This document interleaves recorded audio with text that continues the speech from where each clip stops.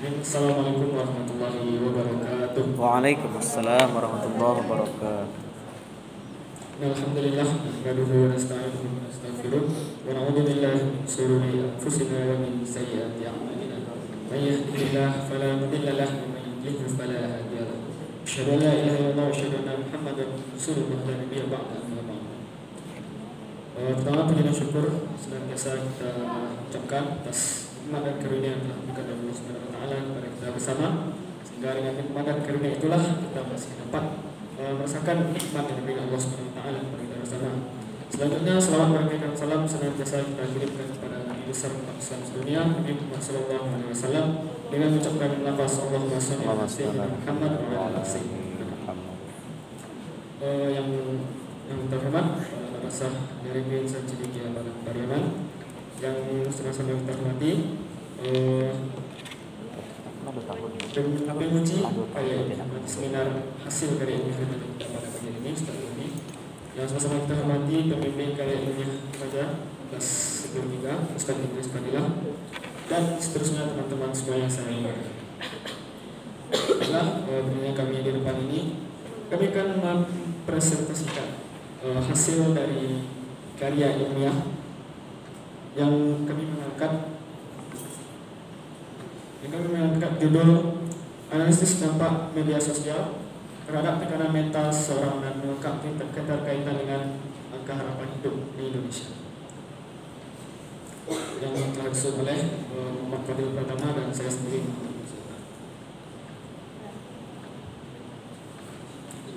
Oke.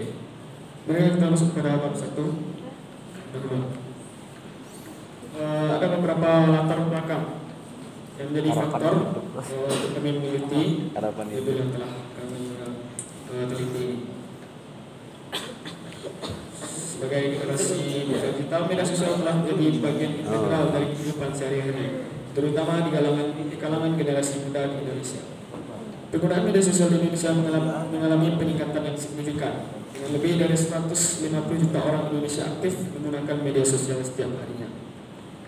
Dan selanjutnya, fenomena penggunaan media sosial yang berlebihan dapat menyebabkan tekanan mental, kecemasan dan depresi, terutama karena ekspektasi sosial yang tinggi dan perbandingan diri yang berkelanjutan dengan orang lain.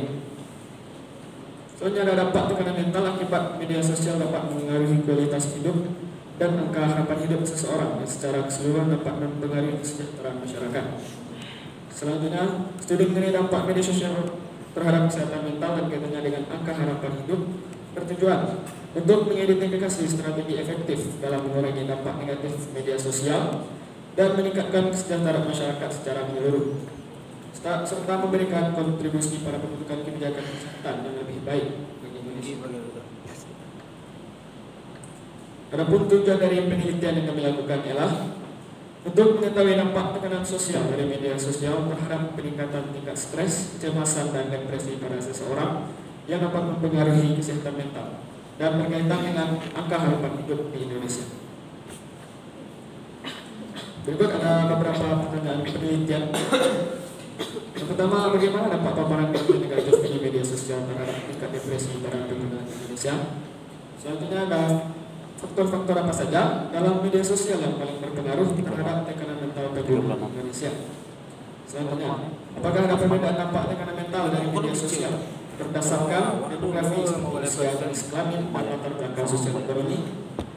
Keempat, apakah kesehatan mental yang dipengaruhi oleh media sosial berdampak signifikan terhadap angka harapan hidup di Indonesia?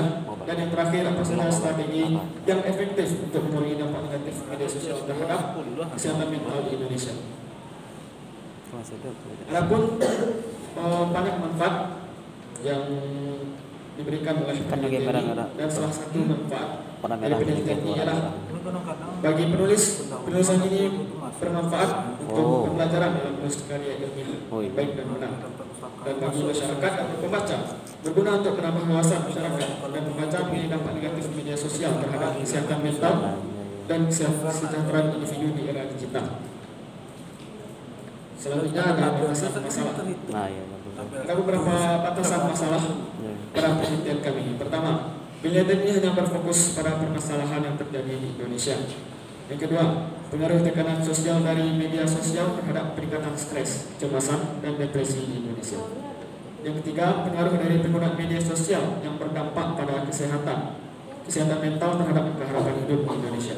Yang keempat, pengaruh kondisi mental yang tidak stabil terhadap perilaku berisiko seperti penyalahgunaan zat dan tindakan bunuh diri. Yang kelima, mencari strategi yang efektif untuk mengurangi dampak negatif media sosial terhadap kesehatan mental di Indonesia. Selanjutnya ada manfaat penelitian. Dari penelitian yang kami teliti ialah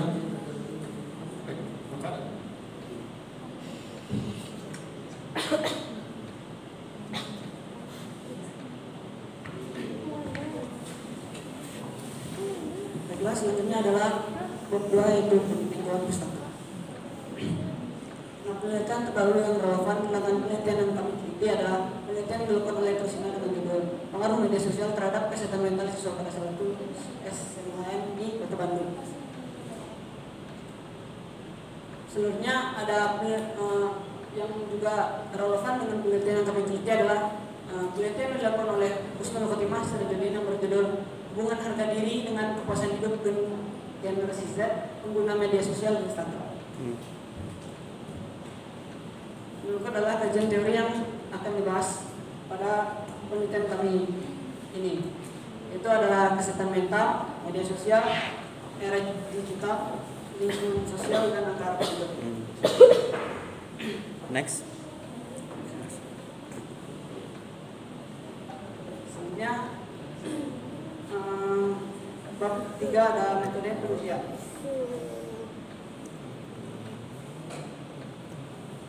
Studi yang kami lakukan, studi yang kami ambil untuk meneliti apa yang akan kami teliti adalah kami menggunakan metode pendekatan kualitatif. Pendekatan ini bertujuan untuk mengumpulkan data yang bersifat deskriptif dan mendalam mengenai pengalaman hidup, sikap, dan kesehatan mental dari partisipan. Selanjutnya adalah subjek penelitian. Subjek penelitian ini adalah beberapa orang tua siswa yang berusia 40-50 tahun dan beberapa siswa mahasiswa cendekia penuh Palembang jarak 23-24. Selanjutnya adalah teknik pengumpulan data. Yang pertama ada wawancara mendalam, yaitu melakukan wawancara mendalam terhadap beberapa narasumber, yaitu orang siswa yang berusia 40-50 tahun dan beberapa siswa mahasiswa cendekia Padang Pareman. Selanjutnya adalah pengumpulan data, yaitu mengumpulkan catatan harian atau blog atau data-data hasil survei dari yang ditulis oleh pribadi siswa atau beberapa orang tua dan dari sumber-sumber yang terpercaya. Kandungannya sama itu ya. Selanjutnya teknik analisis data. Yang pertama ada pengumpulan data. Data diperoleh dari hasil wawancara mendalam dengan beberapa narasumber, yaitu beberapa orang tua dan siswa mahasiswa cendekia Padang Pareman, dan juga dapat diperoleh dari observasi partisipan, analisis konten harian, catatan atau blog, hasil survei dari sumber-sumber terpercaya dan lainnya. Selanjutnya analisis data. Data yang dikumpulkan lalu dikelompokkan dan dianalisis untuk memahami pandangan serta pengalaman subjek terkait kesehatan mental dan harapan hidup. Data dianalisis untuk mengidentifikasi pola-pola umum, perbedaan, dan kesamaan antara kedua kelompok atau subjek. Selanjutnya dilakukan penyajian data dari hasil analisis data yang disebutkan untuk tabel, diagram, atau narasi untuk memvisualisasikan temuan dan memudahkan pemahaman dalam menyampaikan informasi. Dan yang terakhir ada mengambil kesimpulan dari hasil analisis data. Kesimpulan diambil tentang pengaruh kesehatan mental terhadap harapan hidup antara kedua kelompok subjek. Kesimpulan juga mencakup perbandingan antara orang tua yang mewakili zaman dulu dan siswa kelas 11 yang mewakili generasi sekarang dalam bermedia sosial. Apakah hal itu berpengaruh terhadap kesehatan mental dan apakah ada kaitannya dengan angka harapan hidup di Indonesia?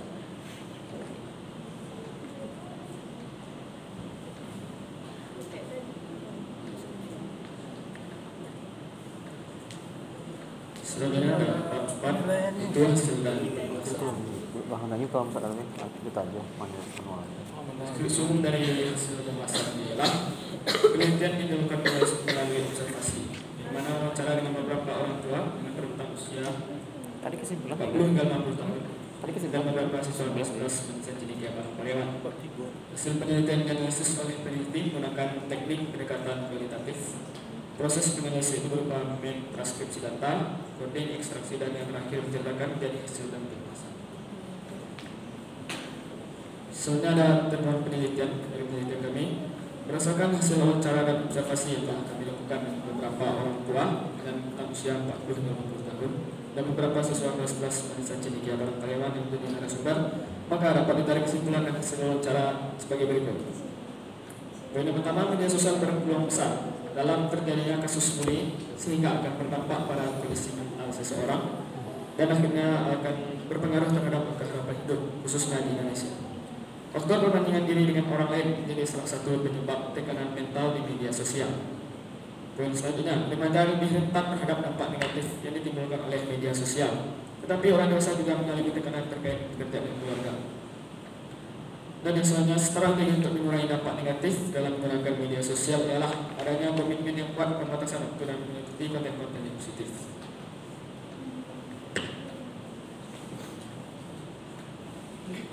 Selanjutnya adalah data-data hasil survei dari sumber-sumber yang telah kami kutip sampai koma sekian.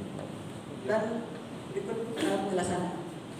Dapat dilihat dari hasil survei dari kasus timbul penyakit mental yang ada di Indonesia, dari tahun ke tahun jumlah kasus yang terjadi semakin meningkat.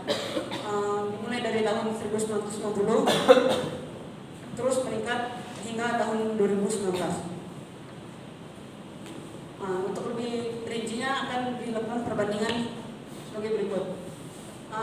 Di sebelah kanan adalah data hasil survei dari penderita penyakit mental di Indonesia pada tahun 1990. Dan di sebelah kiri adalah data hasil survei perkiraan jumlah orang yang menderita penyakit mental pada tahun 2021. Dapat dilihat dari data di atas,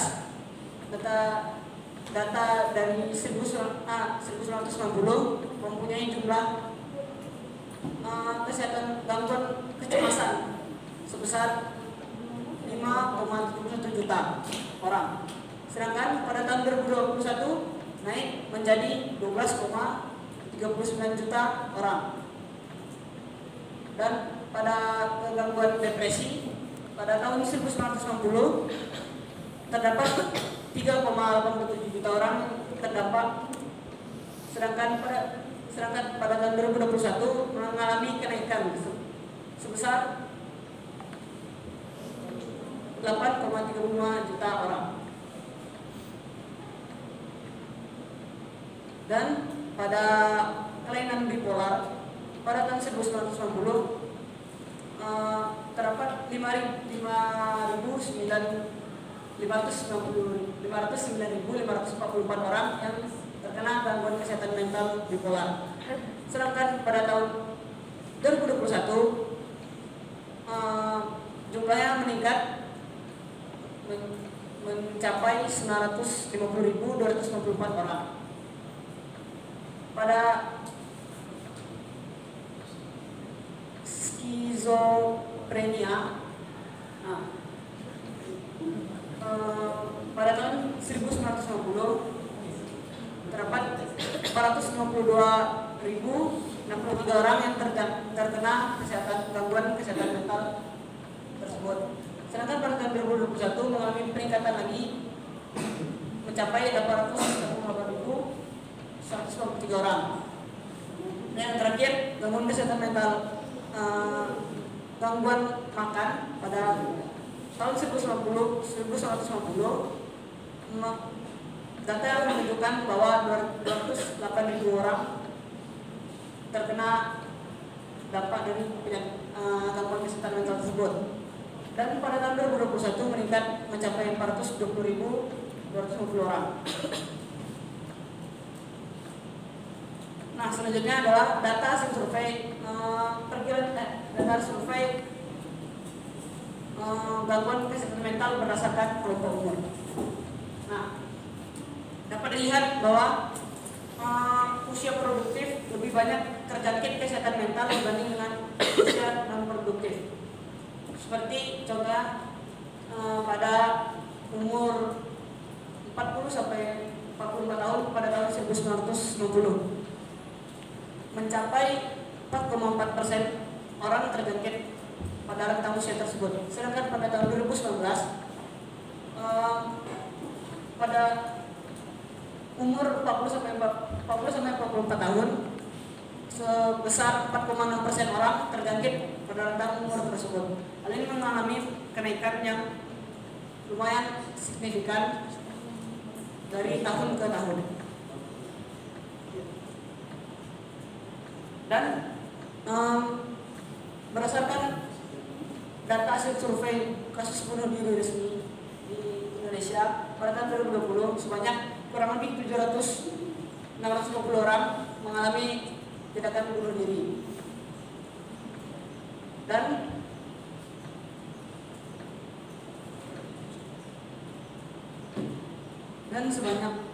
provinsi yang mengalami tingkat bunuh diri tertinggi berada di Jawa Tengah, daerah istimewa Yogyakarta, maupun bagian utara dan juga Kepulauan Riau. Sedangkan dalam hasil survei dikatakan juga bahwa provinsi dengan tingkat percobaan bunuh diri tertinggi berada pada Sulawesi Barat, Gorontalo, Bengkulu, Sulawesi Utara, dan juga diikuti dengan Kepulauan Riau. Nah, dari Asosiasi Pencegahan Bunuh Diri Indonesia tahun 2020, faktor utama seorang melakukan bunuh diri adalah keluarga, agama, dan juga akses ke perawatan psikologi atau gangguan kesehatan mental. Nah, di sini adalah bagaimana orang Indonesia, data survei bagaimana orang Indonesia mengatasi kecemasan atau depresi atau gangguan kesehatan mental pada tahun 2020. Yang paling banyak orang Indonesia lakukan saat terkena gangguan kesehatan mental adalah membiasakan kebiasaan hidup sehat sebanyak 84,9%. Yang kedua adalah berbicara dengan teman dan keluarga. Selanjutnya ada menghabiskan waktu di alam dan di luar ruangan, dan lalu membuat perubahan pada hubungan sosial, terus melakukan tindakan-tindakan religius atau beribadah, terus membuat perubahan pada situasi kerja, terus lalu ada pergi ke psikiater.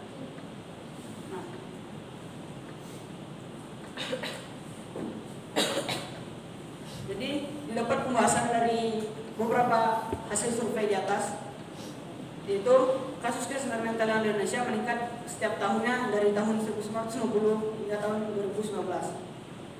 Dan lalu gangguan yang paling banyak terjadi pada masyarakat Indonesia pada tahun 2021 adalah gangguan kecemasan.